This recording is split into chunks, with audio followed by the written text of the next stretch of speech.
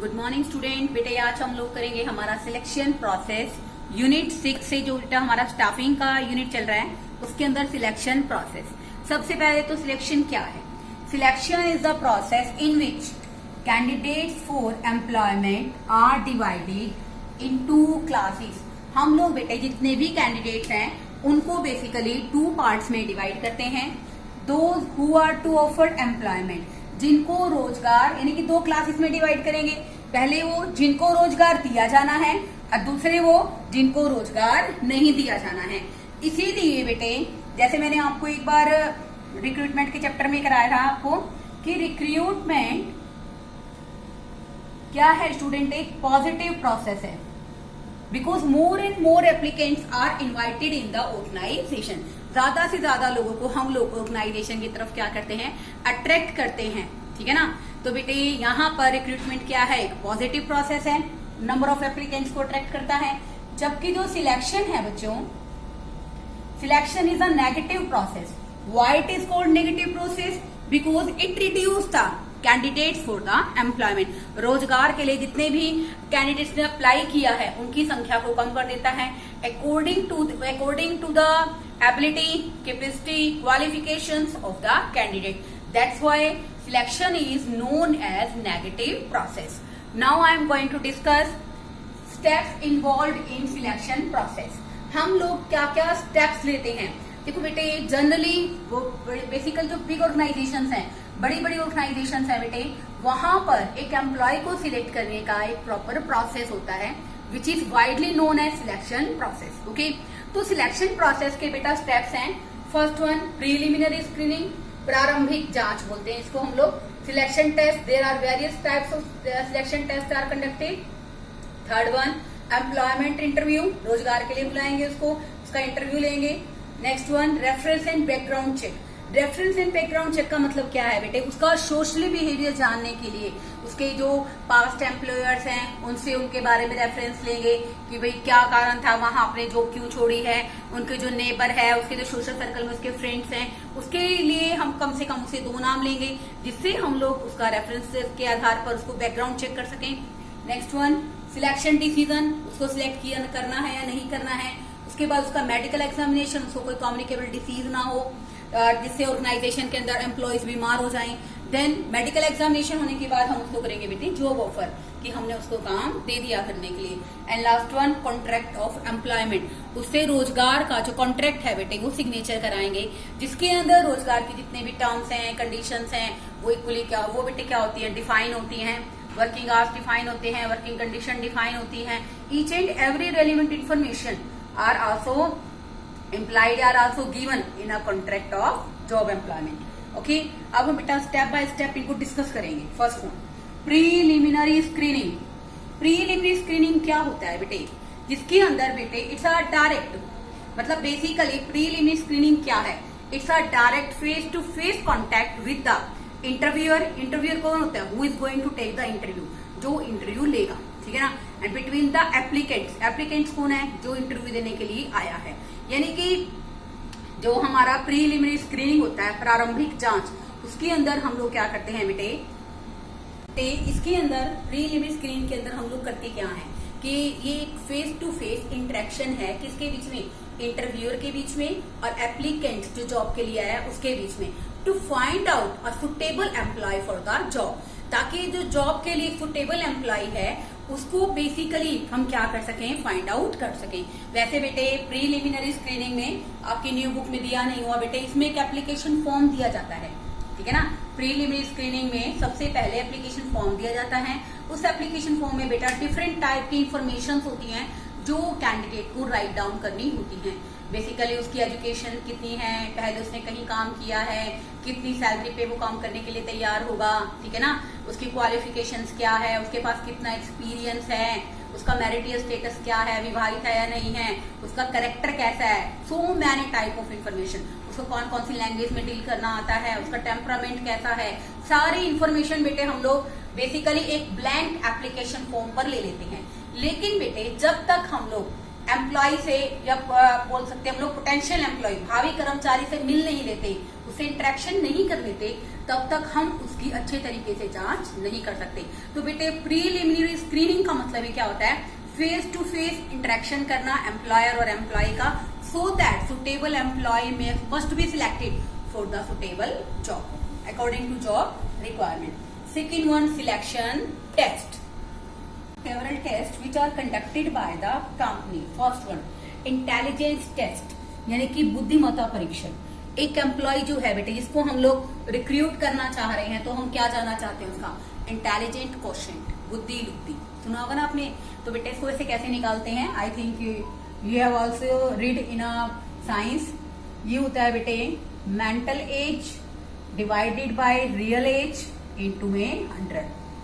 क्या फॉर्मूला होता है बच्चों इसका, mental age real age into में 100। इंटेलिजेंट क्वोशिएंट कि उसकी बुद्धि लुद्धि कैसी है, लर्निंग एबिलिटी, काम को सीखने की, न्यू लर्निंग एबिलिटी का मतलब क्या है, नए काम को सीखने की कितनी योग्यता रखता है।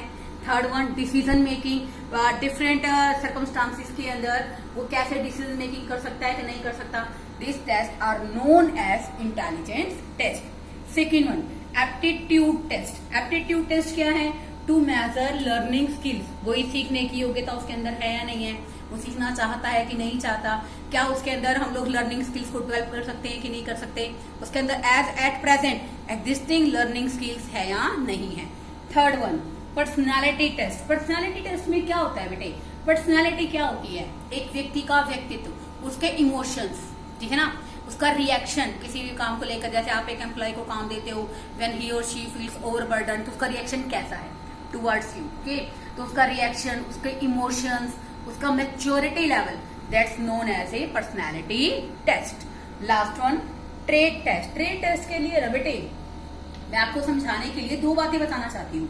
फर्स्ट वन है बेटे जर्नल टेस्ट। जर्नल टेस्ट में क्या होता है, आपको मान लो कंपनी के अंदर एक कंप्यूटर ऑपरेटर को अपॉइंट करना है, आपने क्या किया, उसको बोला कि हाँ भाई ऐसे ऐसे, आपने उसका एक प्रीलिमिनरी स्क्रीनिंग लिया, आपको लगा चलो भाई ठीक है वो अपना काम अच्छे ढंग से कर सकता है, कोई भी प्रॉब्लम आए इसको सॉर्ट आउट कर सकता है कंप्यूटर से रिलेटेड, ओके।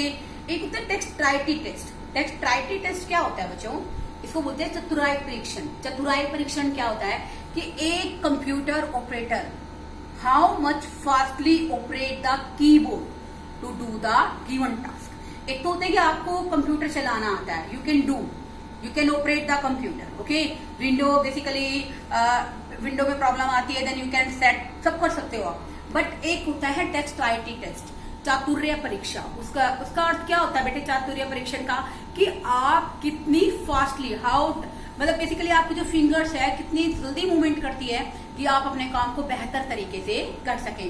तो बेटा इसमें ट्रेड टेस्ट में लेवल ऑफ नॉलेज, आपका नॉलेज का लेवल क्या है, and proficiency in technical area. जैसे मैंने आपको भी एग्जांपल लेके बताया, प्रोफिशिएंसी इन टेक्निकल एरिया में कंप्यूटर का एग्जांपल आ जाएगा बेटे कि आप अपने क्षेत्र में कितने निपुण हैं।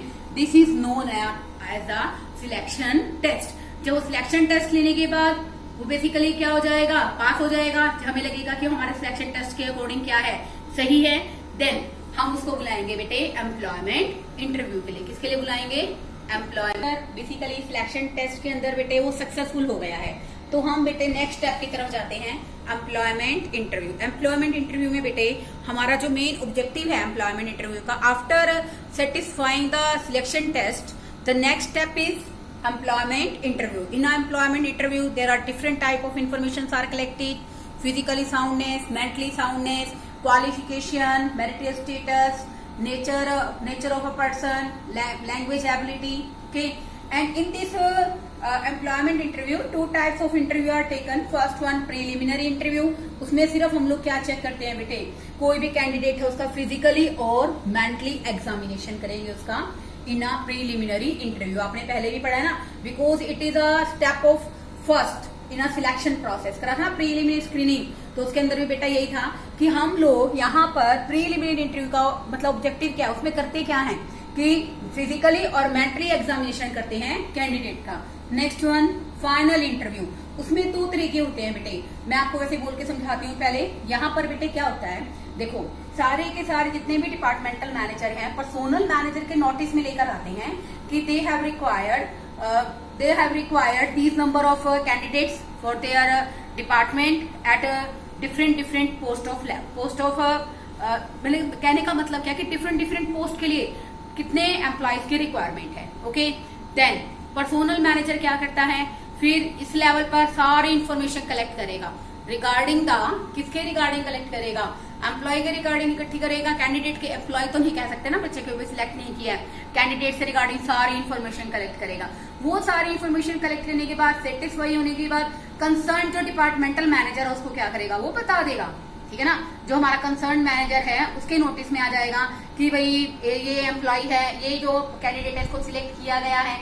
देन वो जो हमारा डिपार्टमेंटल मैनेजर है वो उससे खुद पर्सनल इंटरेक्शन करेगा, फेस टू फेस इंटरेक्शन होगा, उसको टास्क देगा, उसका मूल्यांकन करेगा और हर तरह से सेटिस्फाई होने के बाद वो उसको क्या कर देगा, इंटरव्यू के लिए क्लियर कर देगा। देखो इसमें personnel manager collect information regarding candidate से रिलेटेड सारी इंफॉर्मेशन कलेक्ट करेगा। Those found suitable on the basis of directed the interview with department manager. जैसे उसको लगेगा कि सुटेबल है सब कुछ, वो क्या करेगा, इंटरव्यू जो है डिपार्टमेंट मैनेजर के साथ डायरेक्ट कर देगा, डिसाइड कर देगा। डिपार्टमेंट मैनेजर क्या करेगा, फेस टू फेस इंटरेक्शन करेगा and satisfy with the work and declare successful in the interview.